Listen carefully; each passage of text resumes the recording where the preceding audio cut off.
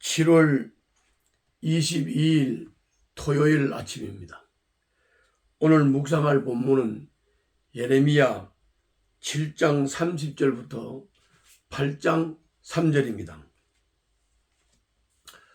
오늘 본문의 줄거리는 주님은 성전에서 이방 신들을 섬기고 흰놈의 아들 골짜기에서 인신 제사를 드린 유다 백성의 죄악을 반드시 갚아주겠다고 말씀하십니다. 흰놈의 아들 골짜기에서 인신 제사를 드렸다고 하는 것은 자기 아들과 딸들을 번제로 드렸다는 것입니다. 그리고 성전에다가 이방 신들을 성전에서 섬겼다고 하는 겁니다. 그래서 하나님은 반드시 심판하겠다고 말씀하시는 겁니다. 이것이 오늘 본문의 줄거리입니다. 이 줄거리를 따라서 오늘 본문을 순서를 따라 좀 상세하게 설명을 드리겠습니다. 오늘 본문 7장 30절을 보면 유다 백성의 죄악은 예루살렘 거리에만 국한되지 않았습니다. 다시 말하면 삶의 현장에만 국한되지 않았다는 겁니다.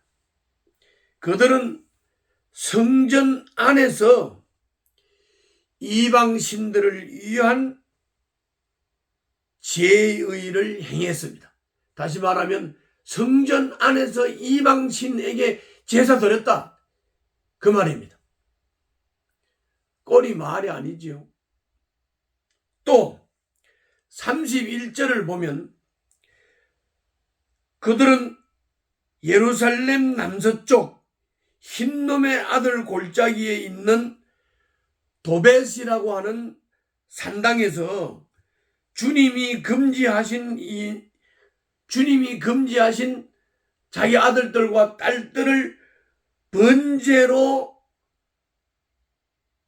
이방 신에게 드리는 인신 제사를 드렸습니다. 어린아이들을 골짜기로 끌고 가서 몰래 신에게 불살라 바치는 번제로 드리는 끔찍한 일을 버젓이 행했습니다. 31절에 잘 기록되어 있습니다. 또 32절을 보면 주님은 무고한 피를 흘린 유다 백성의 죄를 그대로 갚아 주신다고 말씀하셨습니다. 또 32절부터 33절에서 자기 아들 딸들을 불태웠던 흰놈의 아들 골짜기에 유다 백성의 죽음을 쌓으시고 그곳을 살육의 골짜기라고 부를 것이라고 32절부터 33절에서 말씀했습니다. 바로 흰놈의 아들 골짜기에서 자기 아들 딸들을 번제로 드렸던 그곳이 살육의 골짜기가 되어서 시체 더미가 쌓이는 스스로 살육의 장소가 되게 만든 격이 된 것입니다. 또 34절에서는 하늘 여신을 위해서 빵을 굽고 이방 신에게 술을 바치던 성읍과 거리를 황무지로 만드시겠다고 하셨습니다. 또 8장으로 넘어가서 8장 1절 2절에서는 유다 왕들, 지도자들, 제사장과 예언자들과 백성의 뼈를 그들이 숭배하던 천체들 앞에 뿌려 거름으로 삼으시겠다고 했습니다. 마지막 8장 3절에서는 살아남은 자들도 유배지로 끌려가서 죽는 것보다 못한 삶을 살게 될 것이라고 했습니다. 유다 백성들은 하나님을 경외하고 하나님을 섬기고 하나님께 순종하고 하나님을 따르면 행복하고 풍성한 삶을 누릴 수 있고 보장이 되는데, 하나님을 버리고 우상을 성전 안에서 섬기고 자식들을 번제로 바치고 이방신을 섬겼던 그 죄값으로 자기가 살고 있는 삶의 터전을 스스로 살게 골짜기로 만들어버린 어리석은 백성들이었음을 말씀하고 있습니다. 자, 그러면 오늘 본문을 통해서 본문에 나타나는 하나님은 어떤 하나님이신지 살펴보겠습니다.